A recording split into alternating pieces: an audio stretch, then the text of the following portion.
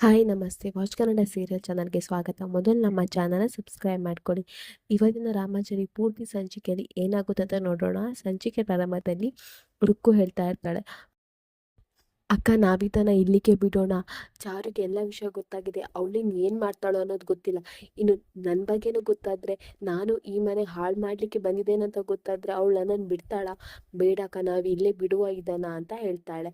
ಆಗ ವೈಶಾಖ ಹೇಳ್ತಾಳೆ, ಏ ರುಕ್ಕು, ಯಾಕೆ ಹೆದರ್ತಿದ್ಯಾ? ನೋಡು, ನಿನಗೆ ಚಾರು ಮೇಲೆ ಸಿಟ್ಟು ಬರೋಕ್ಕೆ ಕಾರಣ ನಾನು ತಾನೆ. ನಿಂಗೆ ನಿಮ್ಮ ಫ್ಯಾಮಿಲಿ ಸತ್ಯ ಹೇಳಿದ್ದೆ ನಾನು. ನೀನು ಎಲ್ಲದರಲ್ಲೂ ನನ್ನ ಜೊತೆ ಇದ್ದಿ, ಇವಾಗ ಯಾಕೆ ಈ ರೀತಿ ಮಾತಾಡ್ತಿದ್ಯಾ? ಹೆದರಬೇಡ, ಏನೂ ಆಗಲ್ಲ. ಆ ಚಾರುಗೊಂದು ಬುದ್ಧಿ ಕಲಿಸ್ತೇನೆ. ಈ ವೈಶಾಖ ಯಾವತ್ತೂ ಸೋಲಲ್ಲ, ಅದನ್ನು ನೆನಪಿಟ್ಕೊ ಅಂತ ಹೇಳ್ತಾಳೆ. ಇನ್ನು ಈ ಕಡೆ ಮುರಾರಿ ಮನೆಯೊಳಗೆ ಸೆಗಣಿಯನ್ನ ತಗೊಂಡು ಬರ್ತಾ ಇರ್ತಾನೆ. ಆವಾಗ ವೈಶಾಖ ಬರ್ತಾಳೆ. ಹೊರಗೆ ಬಂದು, ಏನಿದು ವಾಸನೆ? ಯಬ್ಬಾ, ಇದೇನಿದು ಇಷ್ಟು ವಾಸನೆ ಬರ್ತಿದೆಯಲ್ಲ?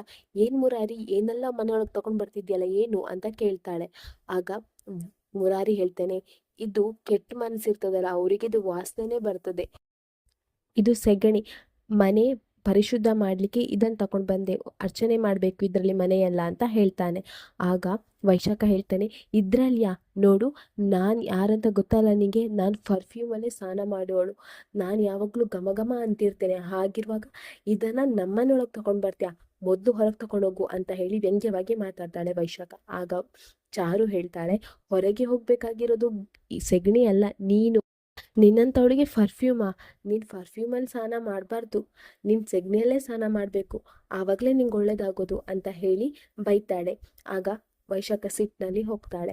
ಇನ್ನು ಈ ಕಡೆ ಚಾರು ರೂಮಿಗೆ ಬರ್ತಾಳೆ. ಅಲ್ಲಿ ರಾಮಾಚಾರಿ ಇರ್ತಾನೆ.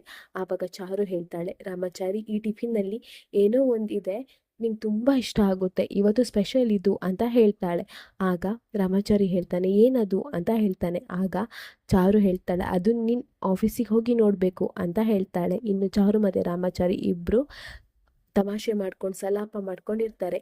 ಇನ್ನು ರಾಮಾಚಾರಿ ಚಾರುನ ಹಿಡಿಲಿಕ್ಕೆ ಹೋಗ್ತಾ ಇರ್ತಾನೆ. ಆದರೆ ಚಾರು ತಪ್ಪಿಸ್ಕೊಳ್ತಾ ಮನೆ ಹೊರಗಡೆ ಓಡಾಡ್ತಾ ಇರ್ತಾಳೆ. ಅಲ್ಲೇ ರುಕ್ಕು ಮತ್ತು ವೈಶಾಖ ಪ್ಲ್ಯಾನ್ ಮಾಡ್ಕೊಂಡು ಬರ್ತಾ ಇರ್ತಾರೆ. ಈ ಚಾರುಗೆ ಏನಾದರೂ ಮಾಡಲೇಬೇಕು, ರುಕ್ಕು ಉಳ್ದು ಅತಿ ಆಗ್ತಿದೆ. ಆ ಸೆಗಣಿಗೆ ಅಷ್ಟು ದೊಡ್ಡ ಭಾಷಣ ಕೊಟ್ಲು, ಸೆಗಣಿ ಹಾಗೆ, ಸೆಗಣಿ ಹೀಗೆ, ಸೆಗಣಿಗೆ ಆ ಪವಿತ್ರತೆ ಇದೆ, ಈ ಪವಿತ್ರತೆ ಇದೆ ಅಂತ ಹೇಳ್ಕೊಂಡು, ಅವಳಿಗೆ ಏನಾದರೂ ಒಂದು ಮಾಡಲೇಬೇಕು ನಾವು ಅಂತ ಹೇಳ್ಕೊಂಡು ಪ್ಲ್ಯಾನ್ ಮಾಡ್ಕೊಂಡು ಬರ್ತಾ ಇರ್ತಾರೆ. ಅಲ್ಲಿಯೇ ಚಾರುನ ರಾಮಾಚಾರಿ ಹಿಡಿಲಿಕ್ಕೆ ಹೋಗ್ತಾ ಇರ್ತಾನೆ. ಆಗ ಚಾರು ಓಡು ರಭಸದಲ್ಲಿ ವೈಶಾಖನ ದೂಡಿ ಓಡ್ತಾಳೆ. ಆಗ ವೈಶಾಖನ ದೂಡಿದ ರಭಸಕ್ಕೆ ಅಲ್ಲೇ ಇದ್ದ ಸೆಗಣಿ ಬುಟ್ಟಿಗೆ ವೈಶಾಖ ಹೋಗಿ ಬೀಳ್ತಾಳೆ. ಅವಳ ಮುಖ ಸೆಗಣಿ ಬುಟ್ಟಿ ಒಳಗೆ ಹೋಗುತ್ತೆ.